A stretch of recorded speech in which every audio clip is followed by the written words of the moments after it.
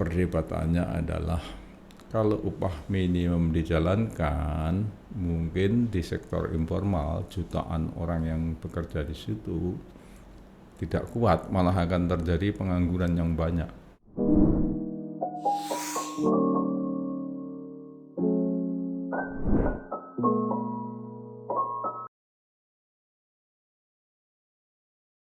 Selamat datang di podcastmu, menebar manfaat untuk umat. Podcastmu merupakan persembahan dari Radio Mentari FM dan Masyarakat Ekonomi Syariah Surakarta bekerja sama dengan Kajian Ekonomi Islam FEB UNS. Perkenalkan, saya Dina Rizky dari Kajian Ekonomi Islam FEB UNS. Di sini saya akan memandu diskusi kita pada hari ini mengenai tema yang sangat penting, yaitu pengupahan dan kesejahteraan pekerja dalam Islam. Hari ini kita sangat beruntung karena telah hadir bersama kita seorang pakar dalam bidang ekonomi syariah. Beliau adalah Profesor Dr. Bambang Setiaji MSI. Kita pada hari ini mengenai pengupahan dan kesejahteraan pekerja dalam Islam. Jadi nih Prof, kan pada tahun 2016 ada beberapa pabrik garmen di Bekasi yang dilaporkan membayar pekerja di bawah upah minimum yang ditetapkan oleh pemerintah.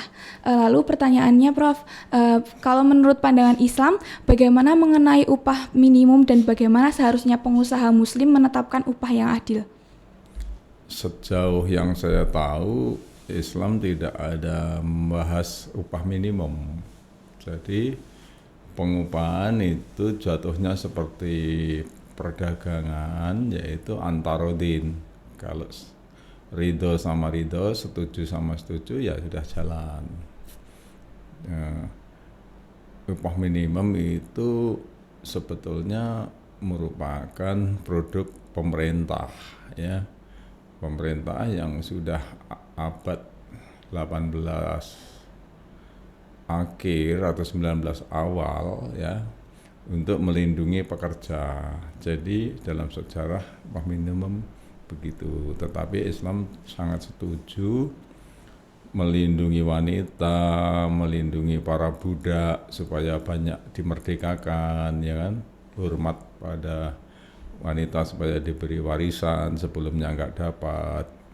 Itu sejalan dengan itu perburuannya, berlaku ihsan, kebaikan itu kepada yang lemah itu sangat didorong dalam Islam, ya. Tapi kalau itu kemudian diterjemahkan oleh sebuah pemerintahan itu menjadi perlindungan upah minimum, juga nggak ada salahnya. Jadi upah minimum itu tidak melanggar agama Islam. Mungkin itu praktek daripada ihsan juga, ya. Tetapi perdebatannya adalah kalau upah minimum dijalankan, mungkin di sektor informal jutaan orang yang bekerja di situ tidak kuat, malah akan terjadi pengangguran yang banyak, ya. Mungkin peraturan upah minimum di Jakarta sampai 5 juta, hampir 5 juta, ya. Di Solo 2 juta 100 sampai 200. Di sektor informal mungkin hanya mampu 1,5. Kalau itu dianggap melanggar hukum atau itu tutup, malah terjadi pengangguran yang besar.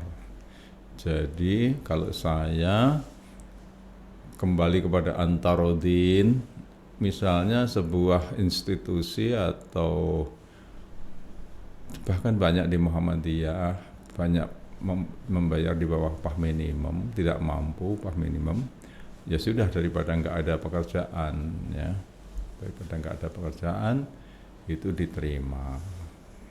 Tapi memang kalau bisa mengikuti upah minimum itu sangat baik. Jadi itu industri, sepanjang industri itu memang tidak mampu, daripada nggak bisa merekrut pekerjaan juga malah nggak ada, ya. Harus dimaklumi aja, diberi inah oleh pemerintah. Jadi dilihat kemampuannya lah. Tapi kalau sebetulnya mampu terus nggak mau bayar, memperbanyak laba, yaitu mungkin bermasalah, ya. Ayo, apa lagi? Baik, terima kasih Prof penjelasannya. Selanjutnya, saat ini kan sering terjadi nih pekerja sering bekerja lebih dari jam kerja yang ditetapkan, tetapi tidak menerima adanya pembayaran lembur yang layak. Lalu bagaimana sih Islam mengatur jam kerja dan kompensasi lembur untuk memastikan kesejahteraan pekerja, Prof? Iya, itu kembali kepada akad atau antarodin, itu kembali kepada itu akadnya bagaimana. Misalnya tak bayar sehari 70, 80 ribu atau 100 ribu itu berapa jam ya. Kalau sudah terpenuhi untuk melembur harus ada akad baru karena mungkin sudah capek ya. Tapi seringkali perusahaan diburu untuk deadline, misalnya ekspor apa-apa itu, seringkali itu meminta pekerja lembur secara mendadak, yang mungkin orang tidak siap, mungkin orang sudah capek. Maka di situ harus pandai-pandai menciptakan suatu mekanisme, misalnya pekerja cadangan atau apa begitu ya, supaya itu tidak memaksa. Kalau memaksa itu tidak boleh, menjadi tidak antarodin. Supaya antarodin bagaimana? Misalnya per jam kalau normal 15.000, waktu lembur kasih 25.000 untuk supaya itu menjadi ridho ya. Kalau libur 2 kali lipat ya. Pas hari libur kok kerja ingin mengejar target, oke, tak bayar 2 kali lipat. Banyak itu di negara maju begitu. Di negara kita juga banyak, kalau bekerja di hari libur lemburnya 2 kali lipat, hari Minggu, mungkin hari Sabtu pas libur. Dipecahkan dengan padoan kepada akad-akad yang itu sama-sama ridho, tunduk kepada hukum di situ. Oke, baik. Untuk pertanyaan selanjutnya yaitu kan kalau dilihat dari faktanya pekerja tambang di Kalimantan ini seringkali bekerja dalam kondisi berbahaya tanpa mendapatkan kompensasi risiko yang memadai. Pertanyaannya, bagaimana ya Prof pandangan Islam mengenai kompensasi risiko bagi pekerja yang bekerja dalam kondisi yang berbahaya? Iya, di negara-negara barat itu ada namanya 3D ya, triple D ya, dangerous, dirty, difficult, itu mendapat upah lebih tinggi. Jadi upah cleaning service di Australia itu lebih tinggi kalau bekerja di counter, misalnya menawarkan kartu HP atau mungkin itu yang lebih bersih ya. Mungkin kalau di counter dapat 17, setahu saya per jam $22, banyak banget ya, banyak banget karena itu dirty. Banyak yang orang sana nggak mau. Itu mahasiswa kita, dosen-dosen kita kalau dikirim banyak kerja sampingan menjadi cleaning service di toilet-toilet gitu ya. Itu baik saja, tidak melanggar hukum Islam, mengatur bahwa yang dangerous, bahkan itu sangat dianjurkan di dalam Islam, kan melindungi du'afa, yang lemah itu sangat dianjurkan, membebaskan budak, melindungi wanita, melindungi anak-anak. Dalam misalnya dalam perang itu tidak boleh mengganggu wanita, anak-anak, lansia, sipil, orang non kompeten ya. Dalam bekerja juga begitu, prinsipnya seperti itu, banyak membebaskan budak. Kalau ada denda-denda, kalau misalnya puasa berhubungan dengan istri, membebaskan budak, kalau nggak bisa dihukum puasa 2 bulan ya. Jadi sangat dianjurkan melindungi yang lemah, apalagi pekerja orang merdeka ya. Ini budak aja di dalam Islam didorong untuk dilepaskan gitu. Oke, baik. Jadi ada cerita juga nih pada tahun 2018 terdapat laporan bahwa pekerja perempuan di pabrik sepatu di Surabaya itu menerima upah yang lebih rendah dibandingkan dengan pekerja laki-laki untuk pekerjaan yang sama. Lalu bagaimana Prof Islam mengatur kesetaraan upah antara pekerja laki-laki dan perempuan yang melakukan pekerjaan yang sama? Yes, itu Kalau jumlahnya sama, ya baiklah itu dibayar yang sama. Tetapi sebenarnya Islam tidak mengatur hal itu ya. Kalau warisan memang perempuan setengah daripada laki-laki, tapi kalau dalam pekerjaan sebaiknya dibayar yang sama, karena kalau mutunya sama. Tapi bekerja itu, upah itu adalah jual beli. Jual beli itu supply demand. Perempuan itu memandang pekerjaan itu sebagai tambahan suami. Suaminya mungkin kerja di mana, ya kan? Terus perempuan, daripada saya cari tambahan untuk keluarga, kombinasi income, sehingga istilahnya upah reservasinya itu pada titik istilahnya kalau suami ndak dibayar 150 sehari saya nggak mau. Tapi istri sebagai tambahan, lah sebagai tambahan aja, saya 75 sudah mau. Ya, jadi problemnya adalah dalam interaksi demand supply itu perempuan itu upah reservasinya itu lebih rendah. Mungkin suami kerja di kota, di dekat rumah di sebuah desa suburban, nah, pinggir kota itu, kok ada pabrik sepatu di situ. Deh, aku 75 sehari sudah mau. Nah, untuk tambah-tambah kembali kepada Antarodin. Kamu mau 75 ya sudah kerja di sini, karena yang wanita juga banyak di daerah situ ya. Maka terjadilah kalau di dalam statistik itu kok munculnya pekerja perempuan upahnya lebih rendah daripada laki-laki.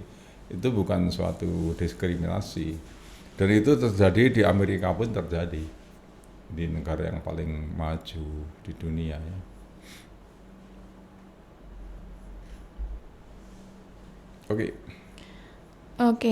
Jadi di sektor perikanan di Makassar ini pekerja tuh sering tidak mendapatkan tunjangan kesehatan yang memadai meskipun pekerjaan mereka berisiko tinggi. Lalu pertanyaannya Prof, bagaimana Islam mengatur pemberian tunjangan dan fasilitas bagi pekerja untuk memastikan kesejahteraan mereka? Di samping tadi Antarodin juga ada unsur adil di dalam Islam itu. Kalau memang pengusaha itu mepet, penghasilannya juga mepet, labanya nggak ada, is okay. Tapi kalau pengusahanya itu dapat banyak, ya kan, dari industri itu dia untungnya berlipat ganda, kan kurang adil pekerjanya tidak mendapat perlindungan, tidak ada asuransi hari tua, asuransi BPJS, ya, itu salah pengusahanya. Jadi lihat juga kemampuan daripada pengusahanya. Tapi prinsipnya juga harus ada keadilan di dalam membagi pendapatannya itu.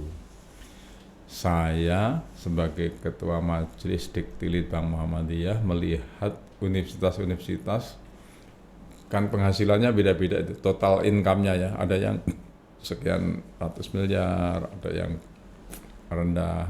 Itu untuk gaji sekian itu kelihatan, ada yang persentase untuk gaji itu rendah, berarti kurang adil. Yang persentase untuk gaji itu tinggi, berarti lebih adil. Ya. Jadi di samping Antarodin juga unsur-unsur keadilan harus dipertimbangkan. Kalau tidak menimbulkan kemarahan, nyambut industrinya tinggi banget, universitasnya maju banget, kok dosennya dibayar sedikit, ya itu nggak boleh. Jadi Islam itu ya tidak mengatur sampai detail, tapi supaya mengerti arahnya dan menjalankannya dengan akhlak dan Islam. Memang untuk tunjangan hari tua itu seluruh dunia Islam itu kalah dibanding Barat, Amerika, Eropa, Australia, Jepang termasuk Korea sudah. Mereka menjamin hari tua itu hampir seluruh rakyatnya. Di dunia Islam yang kaya-kaya pun belum. Ya. Indonesia sudah lumayan, BPJS sudah dijamin seluruh rakyat, tapi untuk hari tua ini belum. Saya kemarin waktu pemilu buat konsep supaya para kontestan itu membuat tunjangan hari tua. Kok belum ada, untuk mengusulkan konsepnya itu aja sudah ke peserta kontestan itu susah ya, jalan masuknya aja siapa yang mau dengar ini. Wah, akhirnya nggak ada yang mau dengar. Tapi tunjangan hari tua untuk seluruh rakyat ini bagus sekali. Tapi Pak Prabowo pernah waktu di Surabaya itu mengatakan sangat prihatin umur 65 masih ngayuh becak karena terpaksa. Itu sebetulnya sangat bagus jika terimplementasikan bahwa umur 65 kasihlah sebulan 500.000 aja biar untuk makan ya. Jangan sampai nggak bisa makan ya. Atau perusahaan-perusahaan yang pada waktu mudanya itu mereka bekerja di perusahaan diciptakan suatu sistem tertentu membayar misalnya buruhnya itu misalnya 2 juta turun kepada negara misalnya 200.000 itu dikoleksi oleh negara nanti untuk menjamin pada waktu dia hari tua, namanya itu payroll tax, pajak untuk gaji, nanti dikumpulkan oleh negara semua yang umur 65 atau 63 atau 60 dibayar oleh negara.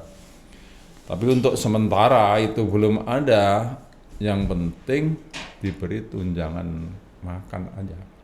Muhammadiyah bisa melakukan, misalnya semua anggota Muhammadiyah yang membayar iuran 10.000 per bulan, besok kalau tua disediakan beras 10 kilo sebulan.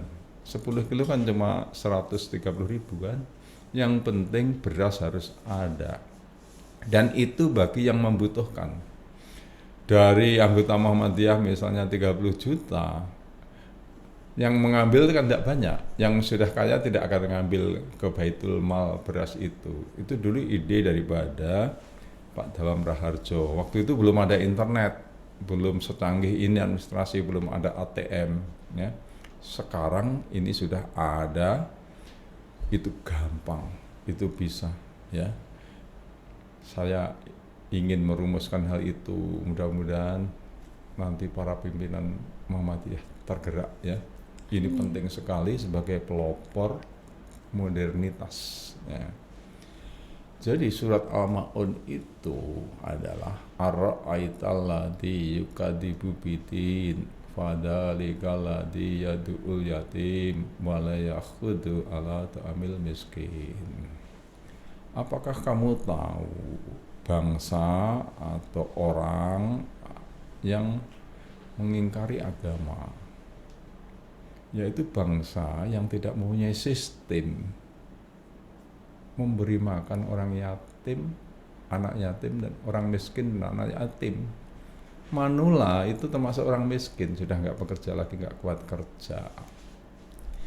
Jadi kalau sebuah bangsa seperti bangsa Indonesia belum mempunyai sistem yang menjamin makan orang miskin, anak yatim, maka termasuk bangsa yang mendustakan agama.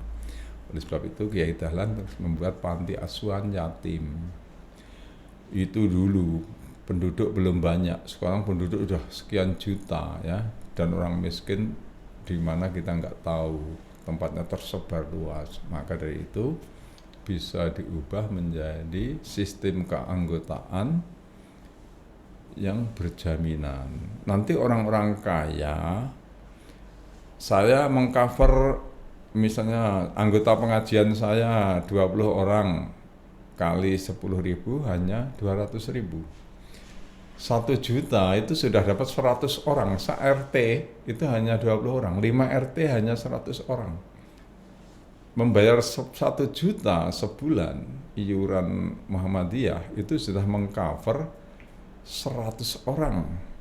Jadi dalam kartu Muhammadiyah itu ada janji atau asuransi anggota Muhammadiyah yang tua umur 63 atau 65 yang keteleyek itu jadi jatuh miskin akan diberi tunjangan beras 10 kilo atau 15 kilo ya.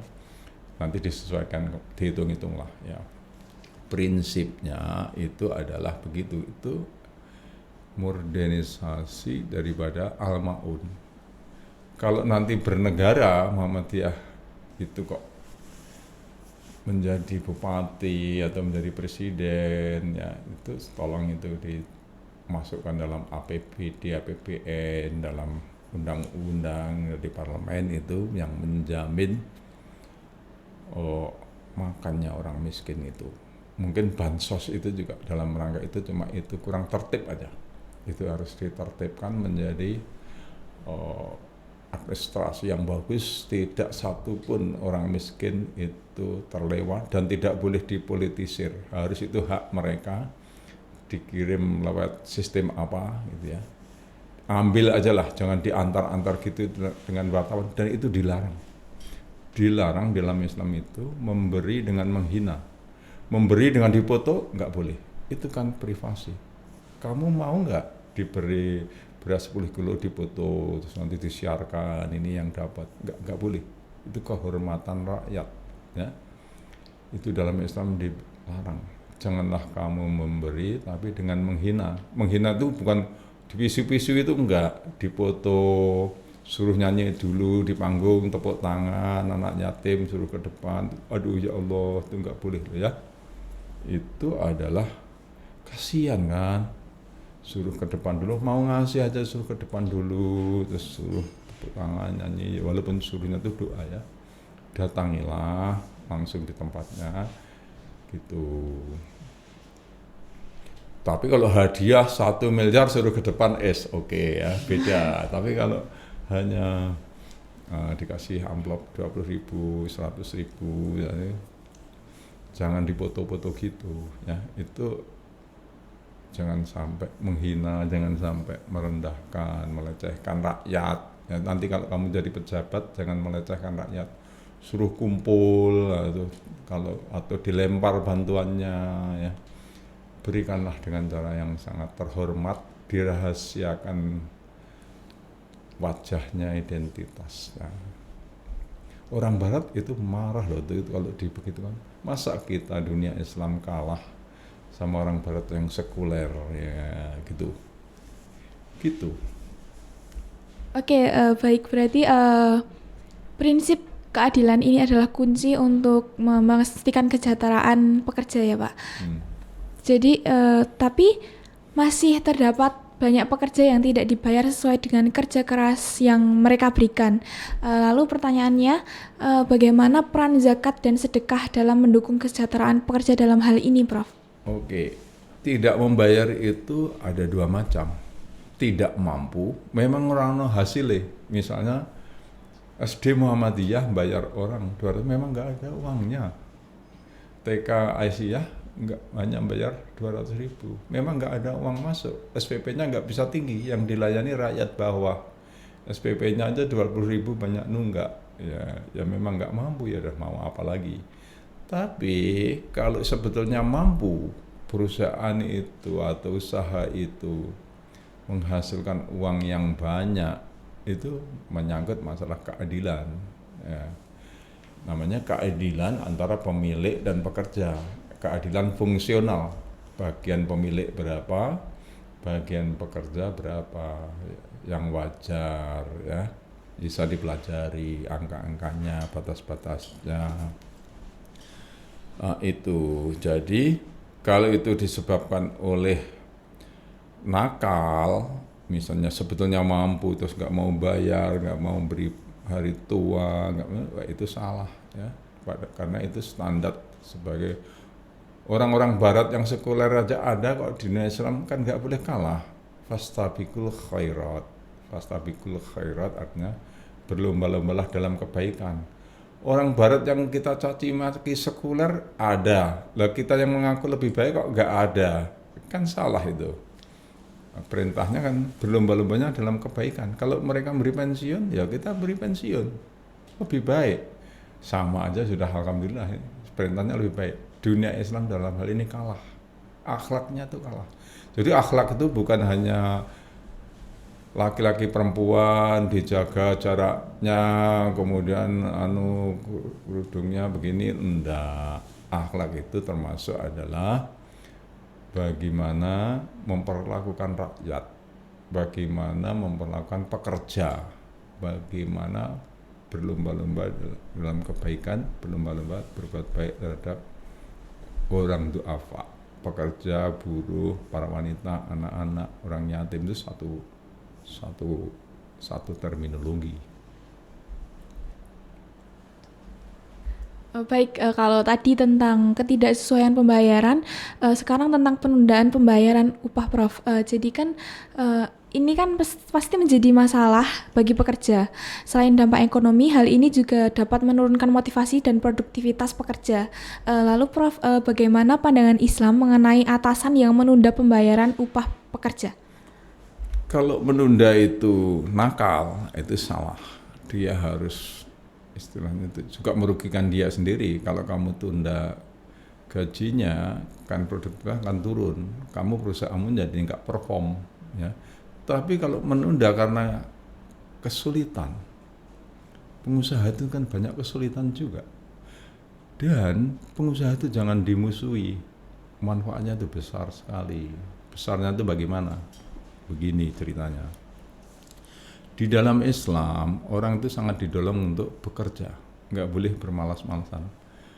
Fa'idha kudiyatis sholatu fantasiru fil ardi wabtaghu min fadlillah. Setelah sholat, segera bertebaran, segera kerja sana, jangan zikir panjang-panjang terus siang-siang zikir panjang-panjang. Kalau malam is okay.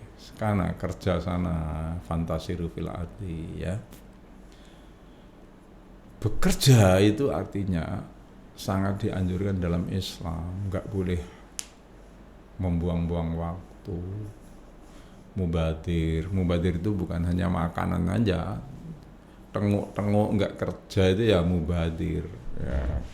Tanah tidak digunakan itu ya mubadir. Banyak sekali di Kalimantan tanah nggak digunakan. Impor lagi. Tanahnya nggak digunakan kok berasnya impor, itu kan ngawur gitu ya. Irian tanahnya nggak digunakan, Kalimantan banyak nggak digunakan, Sumatera banyak tanah nggak digunakan, malah impor. Itu ngawur ya. Itu konsep mubadir, teman setan. Innal mubadirin na ihwanus syaiton. Lah, kalau menunda, tadi menunda kan, itu karena nakal, istilahnya itu nggak boleh. Tapi karena nggak ada, pengusaha itu ya susah, belum dapat bayaran, dia sampaikan pada para buruh, aku belum dibayar itu, tapi lakukan misalnya kasih beras dulu, untuk makan harus ada dalam keluargamu, dia dipecahkan. Kan gaji untuk 1 bulan, minggu ini kamu tak beri beras dulu ya, tak bayar sebagian dulu ya. Jangan sampai nggak bisa makan, wong dia tuh ya bekerja untuk kita. Tapi pengusaha itu pahalanya besar sekali kalau dia niatnya adalah memberi lapangan pekerjaan untuk rakyat. Tempat rakyat berfantasiru, fantasirunya kemana? Kalau dulu zaman Nabi, kamu pergi ke hutan mencari kayu bakar dan kamu jual untuk menjaga harga martabatmu, itu sangat bagus, sangat terhormat, daripada kamu meminta ke Baitul Mal. Ada anak muda, ya Nabi beri aku bagian dari Baitul Mal. Nabi melihat kamu ini masih muda, kamu pergi ke hutan, di Baitul Mal ada uang, tapi aku nggak mau beri, kamu kerja. Lah Baitul Mal untuk siapa? Ya untuk manula, anak-anak difabel, anak-anak yatim yang belum waktunya kerja, is okay. Tapi kalau anak muda kamu gagah kayak gitu, kerja sana. Lah pengusaha memberi lapangan kerja, sehingga anak tadi bisa menjalankan perintah Nabi untuk bekerja. Kalau dulu ada hutan, di Solo hutannya di mana ya? Hutannya di pabrik-pabrik, di toko-toko yang buka lapangan kerja. Jadi pengusaha itu pahalanya besar sekali. Kalau nggak ada pengusaha, banyak orang jatuh miskin, menjadi peminta-minta, kehormatannya terganggu. Ya. Kalau bekerja, dia menciptakan lapangan kerja, tiap minggu dapat uang, tiap bulan dapat uang. Maka teologi mengenai pengusaha ini harus diperbaiki. Pengusaha jangan dikritik-kritik, jangan dimaki-maki, jangan disalah-salahkan ya. Karena dia itu jasanya besar banget untuk menciptakan lapangan kerja, memberi kehormatan kepada keluarga-keluarga. Kalau nggak bekerja kan nggak terhormat, ya nggak. Jadi harus bersifat positif kepada wirausaha umat Islam ini. Juga saya anjurkan para mahasiswa itu, aku menulis buku Jihad Kewirausahaan. Artinya supaya mahasiswa, itu buku untuk mahasiswa, siap-siap mandiri. Misalnya seorang sekolah guru, jangan mengandalkan sekolah, direkrut oleh sekolah. Buat sekolah-sekolah unggul, homeschooling, 5 mapel aja, 4/5 bahasa Inggris, agama, bahasa Inggris, matematika, olahraga, 4/5 psikolog, ya. Dirikan homeschooling yang bagus, unggul, nanti ujiannya ikut paket.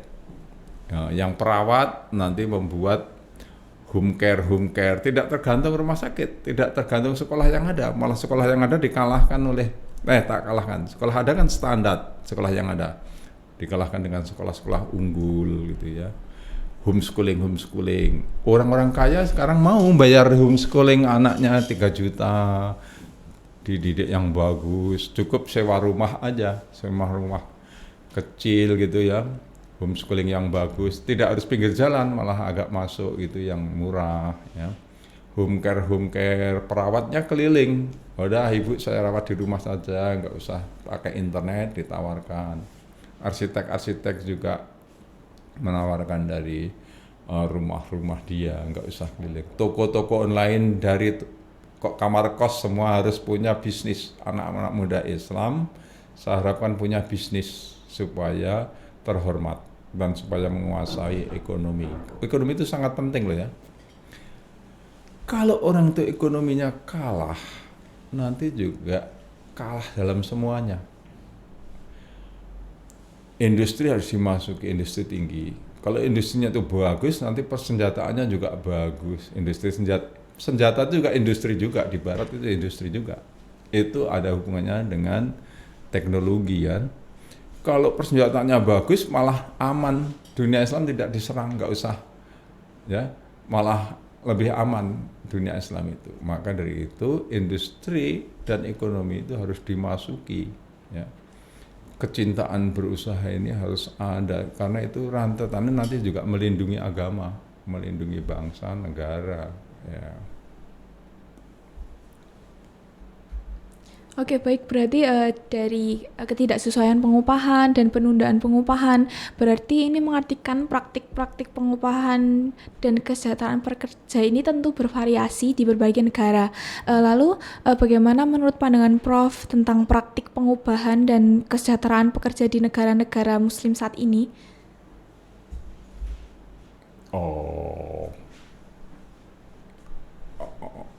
Ya itu dunia Islam umumnya itu upahnya itu seperti Indonesia, dibanding tadi Australia 1 jam $22 ya, 230.000 ya kita masih jauh. Tapi itu karena apa? Karena produktivitas industrinya itu berbeda ya.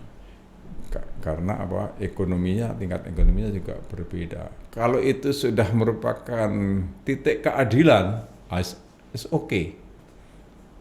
Tapi kalau itu kezaliman, misalnya pengusahanya dapat 80, pekerjanya dapat 20, itu bermasalah. Maka yang harus dilihat, bagian pekerja itu berapa persen, bagian pengusaha berapa persen. Ya. Di barat itu memang sekarang lebih baik persentasenya. Persentage pekerja itu lebih banyak daripada persentage daripada pengusaha. Ada Dr. Gunawan kerja di New Zealand. Pak Gun, di sana struktur daripada pembiayaan gimana? 90% anggaran itu untuk gaji, Prof. Jadi pengusahanya itu dapat 10% aja. Lah, dalam studi saya itu memang bagian daripada pekerja ini masih sedikit. Banyak yang dapat itu yang dapat dari bunga, dapat dari menyewa, bunga itu kan menyewakan uang ya, menyewakan kapital. Pengusaha dapat lebih banyak. Bahkan dalam pengamatan saya, ya, sekolah-sekolah Islam yang maju itu banyak pekerjaannya juga dapat lebih sedikit dibanding di barat. Jadi memang ada masalah ya. Keadilan itu umat Islam masih ada masalah.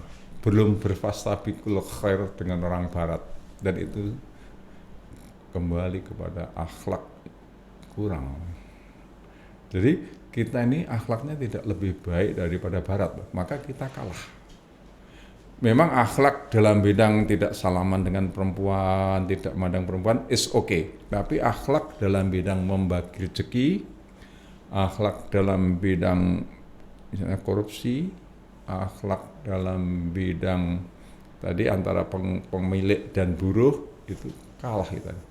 Tidak memperlakukan, tidak menjalankan al-ma'un, malah barat menjalankan al-ma'un, mengurus orang miskin dan yatim, kita kalah ya. Mereka mengkaitkan sistem namanya payroll tax, semua pengusaha harus bayar pajak kepada negara, pajak upah, nanti negara yang menanggung. Kita ini juga kalah dunia Islam.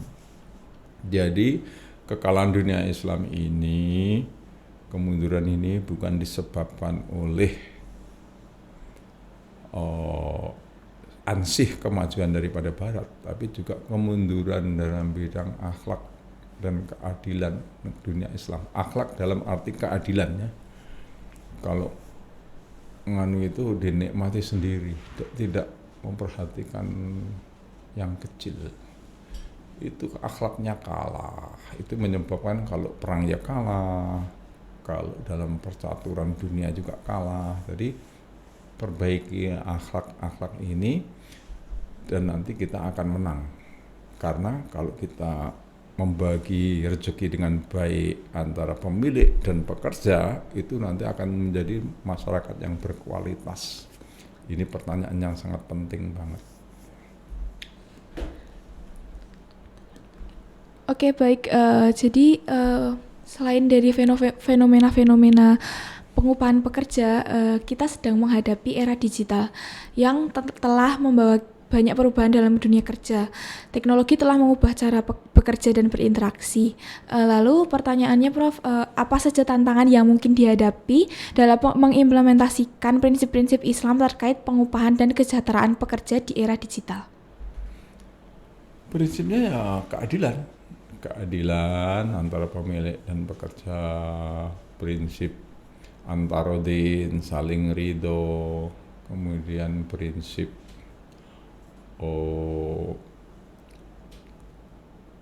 pekerjanya juga menjalankan tugas dengan baik, pemiliknya juga menunaikan kewajibannya dengan baik, saling menghormati, ya, menghormati pekerja, itu masih berlaku umum.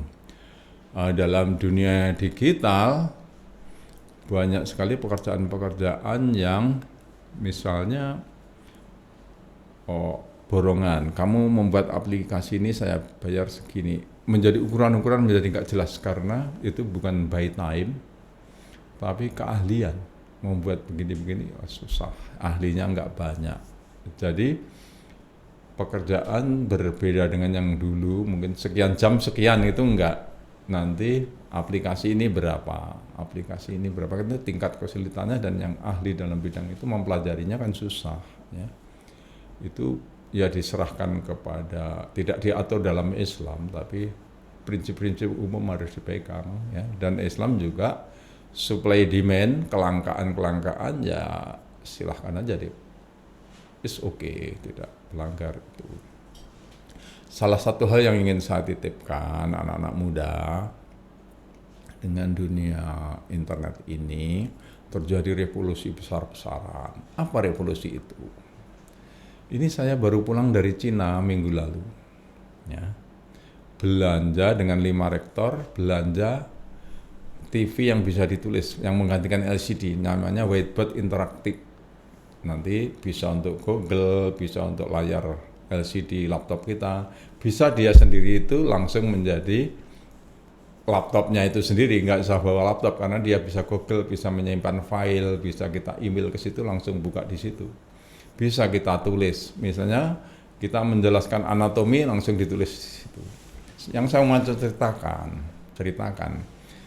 universitas sedang akan saya minta, ayo dimodernisir kelas-kelasnya Muhammadiyah, beli ke Cina langsung. Di Cina itu sejak Deng Xiaoping tahun 70 terjadi reformasi. Dari semua komunis, semua diatur negara, rakyat diberi kebebasan bisnis berusaha. Politiknya tetap komunis, satu partai yang ketat, enggak, katakanlah rakyat enggak boleh demonstrasi gitu ya, enggak boleh, kebebasannya yang politik kurang, tapi kebebasan dalam ekonomi luar biasa. Terjadi persaingan luar biasa di dalam Cina sendiri, perusahaan-perusahaan untuk yang merakit whiteboard interaktif itu banyak, dan itu harganya sepertiga kalau kita beli di Indonesia. Dan internet itu memotong mata rantai. Dulu kalau beli barang dari Cina itu, dari Cina daratan kepada Cina perantauan di sini baru sampai kepada kita, ada jaringan distribusi. Internet itu memotong itu, langsung kita beli ke sana bisa. Tidak ada perbedaan harga. Karena cari konsumen aja sudah susah, mereka tuh bersaing juga, ya kan? Itulah kehebatannya sekarang ini, internet ini dalam dunia bisnis. Anak-anak muda Islam nanti ke depan akan tidak susah lagi kalau mau bisnis, terbuka lebar. Jaringan-jaringan itu bisa peer to peer. Ya, buka aja Alibaba, buka itu bisa beli langsung. Tapi cek dulu pabriknya di Cina dan itu murah aja. Halal food juga banyak, belilah dari sana. Utlubul ilma walau bisin. Carilah ilmu dari, walaupun sampai di negeri Cina. Bisa saya perpanjang, belanjalah langsung ke Cina. Nah, kamu akan tahu kehebatannya negara Cina, budaya kerjanya. Tidak suka glamor-glamor. Pabrik yang saya kunjungi sederhana itu gedungnya ya, tapi merakit TV orang anak-anak muda yang bekerja itu luar biasa. Itu kayak industri kecil aja, cuma robot-robotnya lengkap di dalamnya, luar biasa. Tapi budaya kerjanya tuh luar biasa. Nggak ada penyambutan. Labnya dari triplek aja harusnya tuh. Aduh, labnya ini korok. Tapi dalamnya itu luar biasa. Kalau di sini sudah kebanyakan aja kita nih. Satu hal di dunia Islam ini juga, dunia Islam itu kelemahannya itu tidak masuk dulu dari pertambangan, perminyakan ini dapat modal kan. Seharusnya dia masuk di industri-industri yang berbasis ilmu pengetahuan, teknologi. Mobil handphone, AC, komputer, mobil listriknya harusnya dimasuki. Tidak dimasuki di situ, langsung ke sektor tersier, perhotelan, mall gitu-gitu. Tidak masuk di industri yang pakai mikir iptek dulu. Nah, itu kesalahan dunia Islam. Kalau punya uang tuh langsung loncat yang sifatnya hura-hura labnya yang mewah gitu, tidak melalui lab yang pakai triplek horok itu tidak. Waduh, orang Cina memang luar biasa, itu budaya kerjanya tinggi banget. Itu yang saya tangkap dari Cina, kemajuan Cina itu ya. Itu juga akhlak juga, ya, akhlak yang harus dimiliki oleh orang Islam, kesederhanaan dan cinta ilmu pengetahuan melahirkan produk-produk yang seperti itu. Mana ada yang berani menyerang Cina yang dia punya senjata yang lengkap, bisa keluar angkasa itu. Kalau dunia Islam itu juga begitu, nanti nggak ada yang berani juga. Maka mampirlah dulu dunia Islam itu kepada industri manufacturing yang berbasis iptek. Terima kasih Prof. Bambang atas penjelasan yang telah diberikan. Ini sangat menambah wawasan kita mengenai bagaimana Islam mengatur tentang pengupahan dan kesejahteraan pekerja. Demikianlah podcast kita pada sore hari ini. Saya Dinda Rizky pamit undur diri. Wassalamualaikum warahmatullahi wabarakatuh.